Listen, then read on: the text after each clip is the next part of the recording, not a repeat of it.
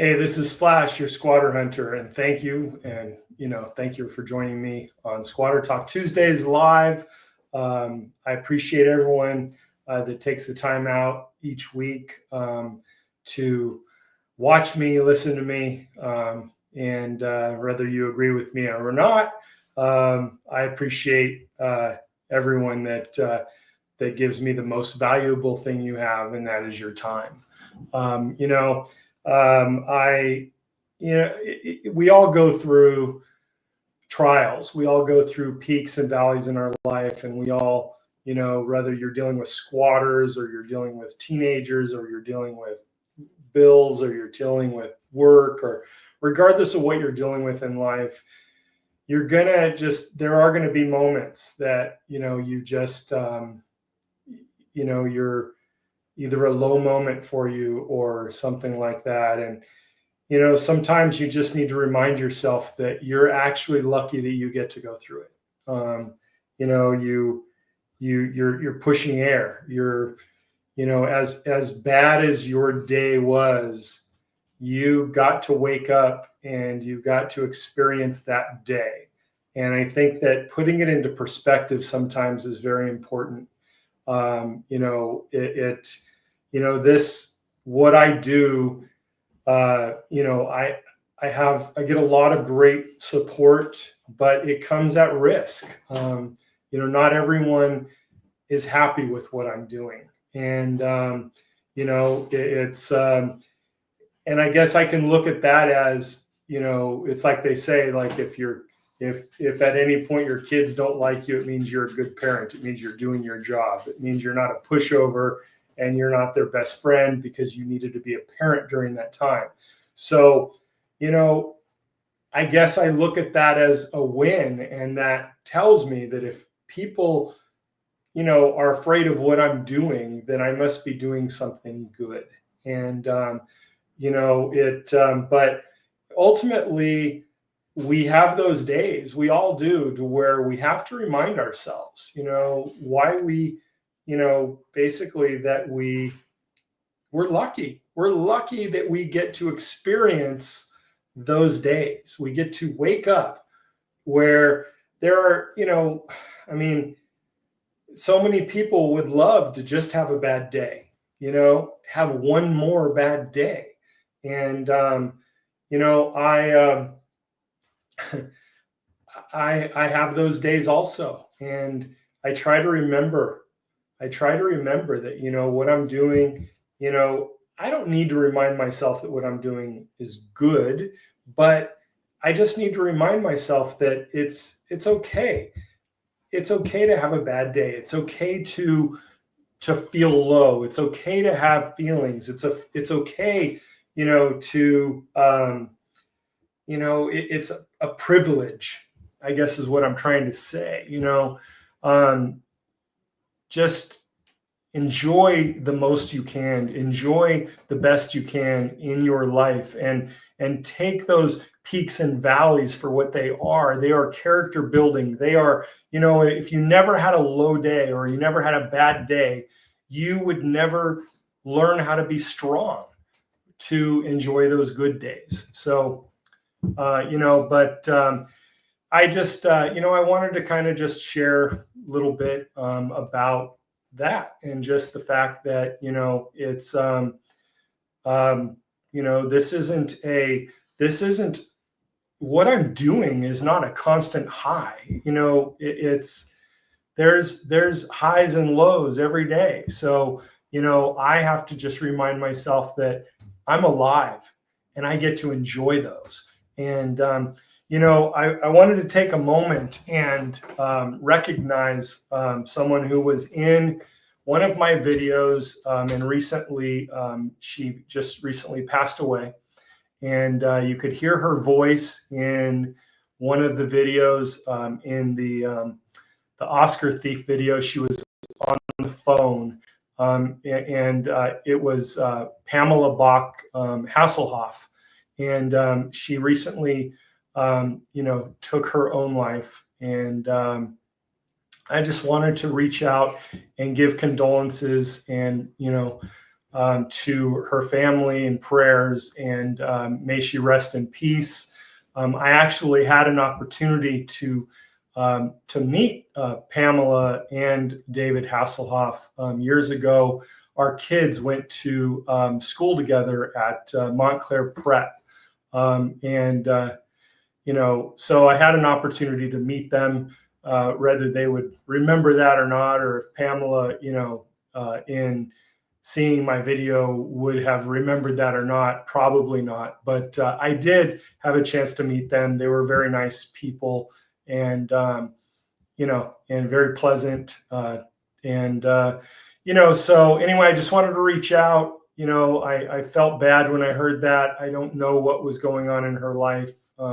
We would remember her from Baywatch, I believe, and she was married to David Hasselhoff. And anyway, so I just wanted to take a moment to give my condolences to her friends and family for their loss. And and I guess my message about just remembering that it's a pleasure. I mean, it's an honor, it's a privilege to go through bad times as well as good times. And and if you're feeling down or anything like that, I just wanted to just talk to somebody. Life is worth living, and there's tomorrow to look forward to, even though today might be might be a low day, might be a bad day, might be something going on in your life that you just think that it's it's never going to end or something. But just don't give up. And hearing stories like this, people that you would think have everything. Robin Williams was one of them that I absolutely just loved him. And we think that they're just on top of the world and they have everything. So how in the world could they do something like that? But I guess it really doesn't matter how much money you have. We have those days, and so I just wanted to kind of give a message and just reach out, get help. Just remember that there are people that care about you, people that love you, people that depend on you, people that will miss you. And be strong enough to talk. Be strong enough to talk to them. So rest in peace, Pamela. My prayers go out to your family. All right. So I wanted to talk about today. The topic is, why you shouldn't force a tenant out. Okay. And the reason being is that, the quickest answer is, if they're a tenant and they have tenant rights, then there are two ways to get them out: voluntarily vacating or eviction process. You cannot force them out. I never go to a non-paying tenant with the words "get out" and whatever, and I'm not forcefully locking them out ever. And I can't force them out. If I force a tenant out, regardless if they're a non-paying tenant or not, it will fall back on the homeowner for an illegal eviction. Okay. I had a situation not too long ago where I had a police officer he was excited to help, and his energy showed it. And he, right away, like moment one, he just kind of took over and pounded on the door and tell him, "You're a squatter, get out." And I had to kind of take control of the situation and calm it down, because even though it was a law enforcement officer, he was not allowed to force them out, could not kick them out. It would still fall back on the homeowner, and the homeowner would be liable for a wrongful eviction. And we don't want that. Ultimately, we want them to leave, the homeowners to get the home back, and we want it to be done in a way that it doesn't harm anyone. And, so I will look at everything, every single situation, and determine what the best way to solve it peacefully, to solve it without any kind of legal ramifications for anyone. And so I can't even allow law enforcement to kick somebody out if they are considered a tenant. Okay. Squatters, if depending on how a squatter entered the home, a true squatter, I can switch places with them. I can lock them out. I can force them to, try to prove that their lease is more valid than mine. Or, there are a lot of options that I have for squatters. But when it comes to somebody who had permission, last week I talked about it, squatters and tenants. Tenants, someone who had permission to enter your home, regardless if they ever made a payment or not. They have tenant rights and you cannot force them out. Okay. So, a lot of people will say that you can't, that basically they'll get on law enforcement and call them bums and call them lazy and tell them to do their job and all of these things. And that is why I've started that whole thing where I take pictures with law enforcement across the country, and I do a lot of pictures with arms crossed. That was arms crossed in strength, and that was actually something that I started doing. Actually, the picture behind me, you see it behind Governor DeSantis. He's signing a law bill, and I crossed my arms right there. And from that day forward, I started taking pictures with law enforcement, arms crossed in strength, in support of squatter law change, in support of law enforcement, because I wanted people to know that they're doing their job. They're doing what they're allowed to do. And unfortunately, they're not allowed to kick a squatter out. They're not allowed to kick out a tenant. So knowing that, you cannot allow them to kick them out, or it will fall back on you. So just be very careful. I'm not saying it's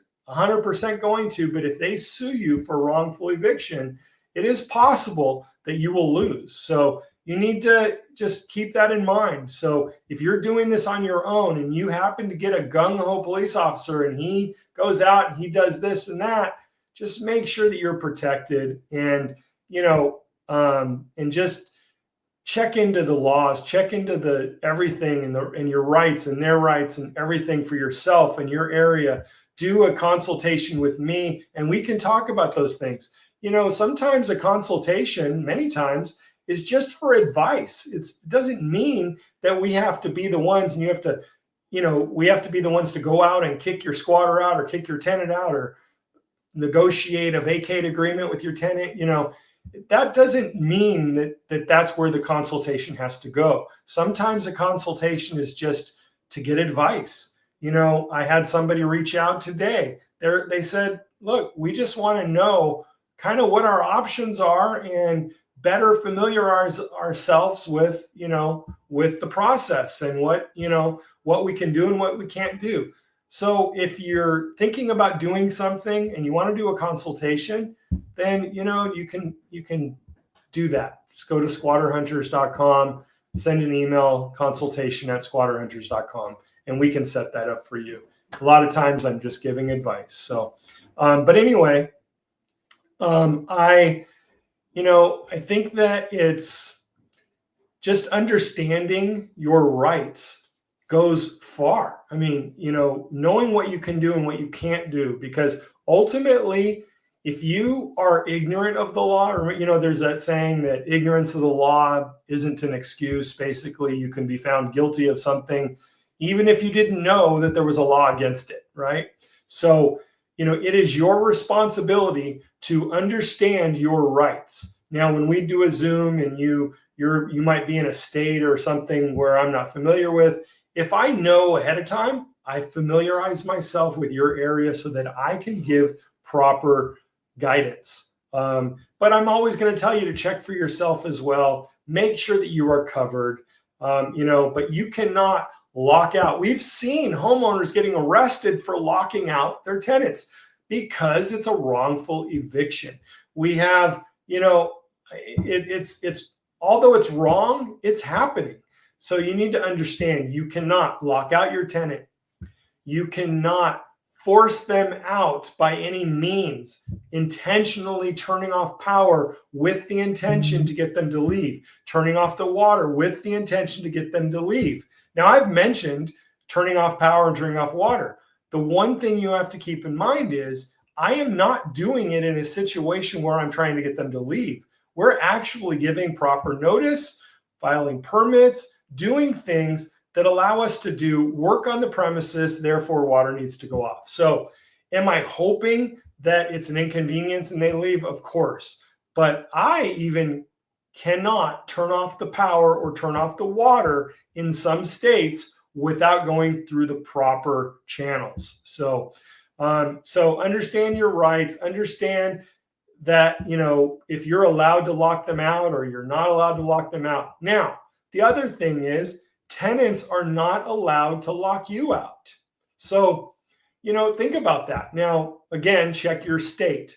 But in a lot of states, tenants changing locks is forbidden. So they cannot change the locks. You can give a notice to enter, call law enforcement, call dispatch, go down to the department and tell them that you've put a proper notice. Some states it's 24-hour notice to enter. Some other states, 48 hours notice.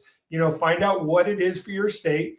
Go down and ask law enforcement to help you, to be there. Every department and state, they call it different things, but some just call it like, a peace, basically keeping the peace, or, different names. But get them to accompany you. Tell them your tenant changed the locks illegally, and you will go there and they will give the tenants 3 options. Give you a key and allow you access to inspect the property. You change the locks and you have to give them a key. Or the third option, in some areas, they can actually be arrested for an illegal lockout. So, you need to understand where your area is and where your, where your, what the laws and rights are in your area. But for the most part, tenants cannot lock you out either. So that is one area where a lot of places it's equal. You can't lock the tenant out. The tenant can't lock you out. So often, more often than not, I hear about homeowners saying that they can't get into their own property because the tenant changed the locks. You just need to make sure that you go and get help with law enforcement. Have them, another name they call it is a civil standby. Get them to go with you so that you're not going on your own, and record everything. Every interaction that you have with your tenant or your squatter, make sure it is being recorded to protect yourself. I always say when they ask me that I'm recording to protect you and me, because it's the truth. It's the truth. So make sure that everything is recorded. So I'm going to get to see if there are any questions, comments, kind of stuff like that. But, just be careful and also know that there are some situations where you can force them out, where you can lock them out. Just get to know the area that your home is in, okay, and cover yourself legally. All right, so let's see what we got here. All right, so I wanted to say, Nick, Nick had wrote a message earlier and had a little wording mistake there. So I got you, Nick, and I removed that first comment. So, but thank you. Nick said, great channel, love your videos. Sorry for the first one. And then let's see here. Captain Tom, thanks for joining from Guam. Really appreciate you. I know there's somewhat of a time difference. I never remember, but I'm on though. By the way, I'm actually on a computer, big screen today, so I can see, and I'm not going to mispronounce people's names. Just from being able to see this time. But Shelly, thank you. I am doing something good. I appreciate you for being here. Frederico,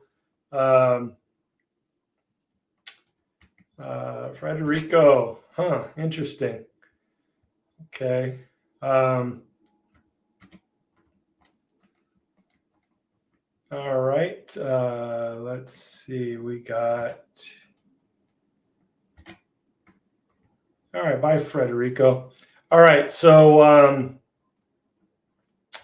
let's see here. Wanda. Okay. Wanda had asked a question. I think somebody else answered. Remind me again what the document is called that is given to the police department saying a home is empty to squatter. Okay, so so basically it's like in my first video, it was a no trespass document that could be posted and also registered with law enforcement, so they know that the property cannot be occupied and they are informed to arrest. Yeah.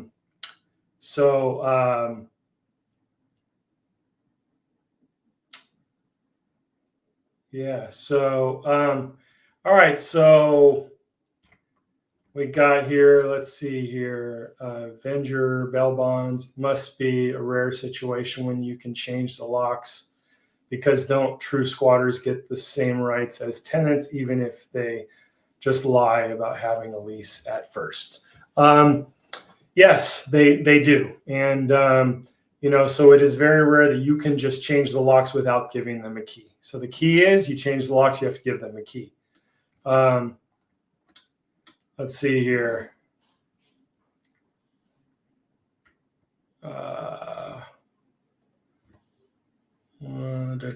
Peter, I'm doing great, Peter. Thank you. Appreciate it.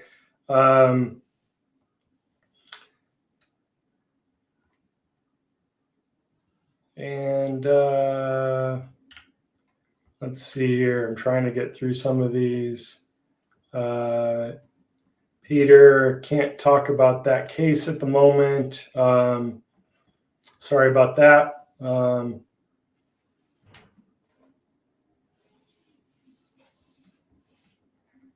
Yeah, so let's see here. Thank you so much. Bless you guys and your work. Yeah, thank you guys. I appreciate you. And I will see you. I will see you next Tuesday night. And due to a lot of the trolls on here and stuff, I've opened it up to people being able to comment on here, but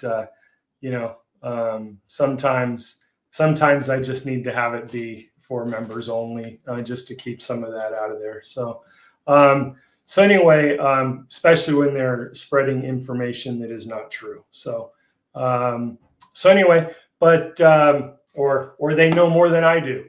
So anyway, I appreciate you guys. If you missed any part of this will repeat, and and then it will also turn into a video, so you'll be able to catch it later. So thank you guys. Love you all. Appreciate you for joining me, and I'll see you again next Tuesday night, 6 p.m. Squatter Talk Tuesdays. All right, bye. Take care now. Be safe.